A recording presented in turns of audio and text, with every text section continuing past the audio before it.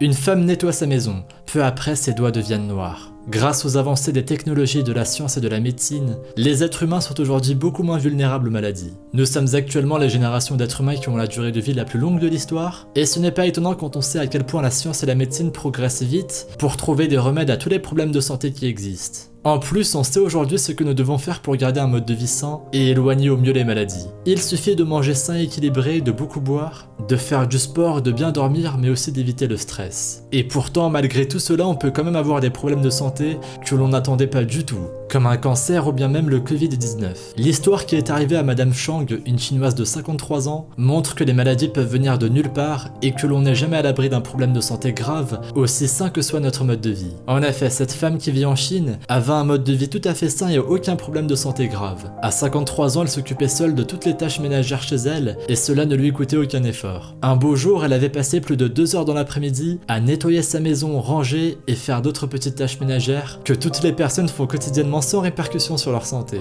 Sauf qu'au bout de quelques heures, elle s'est aperçue qu'elle avait plein de petites coupures sur les doigts. Au début, elle n'y a pas fait attention. Effectivement, nous avons tous déjà eu des micro-coupures apparues sans qu'on ne le remarque sur nos mains par exemple. Et personne ne s'en inquiète parce que ça ne saigne pas et ça ne fait pas mal. Et bien souvent, c'est guéri avant même qu'on ne s'en rende compte. Mais dans le cas de Madame Chang, elle aurait dû s'en préoccuper. Bien sûr, elle avait certainement déjà, comme tout le monde, eu des coupures de ce type qui n'avaient laissé aucune séquelle. Et elle n'avait aucun moyen de savoir ce que ces coupures allaient causer. Dans ces cas-là, on imagine que son corps possède un système immunitaire suffisamment fort pour faire refermer toutes ces coupures tout seul. C'est ce que Madame Chang a pensé aussi. 2 jours plus tard, elle a remarqué que des bleus s'étaient formés sous ces petites coupures. Encore une fois, elle n'y a pas fait attention, pensant que c'était sans importance et que ça allait se résorber vite. Mais au contraire, les bleus n'ont fait qu'empirer au fil des jours qui ont suivi. En quelques jours, il s'était étendu à l'ensemble de ses doigts, sauf le pouce gauche et le petit doigt de droite. À ce moment-là, l'aspect des mains de Madame Chang faisait vraiment peur à voir. Certains doigts étaient littéralement noirs et avaient pris une forme très bizarre. Mais ce n'est que lorsque sa main gauche est devenue entièrement noire que Madame Chang s'est enfin décidée à aller consulter un médecin. L'aspect de ses mains ne faisait qu'empirer, et même si elle n'avait pas particulièrement mal, elle a quand même compris que quelque chose n'allait vraiment pas, et surtout que ses mains ne guériraient pas sans l'aide d'un médecin. Le docteur qui allait aller voir lui annonçait une nouvelle terrible. Madame Chang s'attendait à tout mais pas à cela. Ses 2 mains étaient atteintes de gangrène, une infection très sévère qui se caractérise par une nécrose de tous les tissus, que ce soit la peau, la chair ou les cartilages. En d'autres termes, tous les tissus existant à l'intérieur des mains de Madame Chang étaient à présent morts. Il existe plusieurs types de gangrène. La plus courante passe par la mort et la décomposition des cellules du membre, et elle s'accompagne donc souvent d'une odeur nauséabonde. Or, Madame Chang n'avait remarqué aucune odeur particulière. Le médecin en a donc conclu qu'elle était atteinte d'un autre type de gangrène appelée la gangrène sèche. Celle-ci est causée en général par l'obstruction des vaisseaux sanguins. Madame Chang a été emmenée d'urgence à l'hôpital afin de pouvoir recevoir les meilleurs traitements pour ralentir la gangrène. Heureusement, son corps n'a pas fait de mauvaises réactions au traitement, mais la mauvaise nouvelle est qu'il est très peu probable que Madame Chang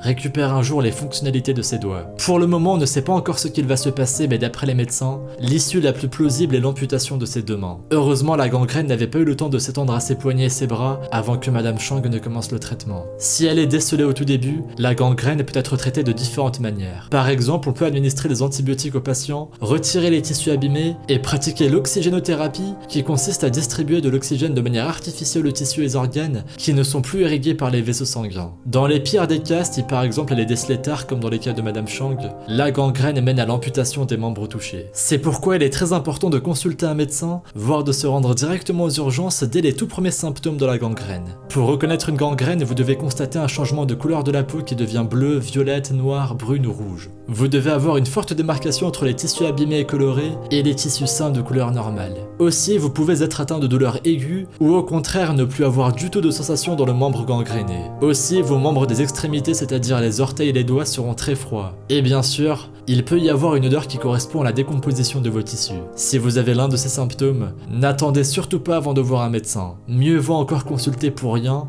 plutôt que de risquer de devoir vous faire amputer de vos mains ou de vos pieds.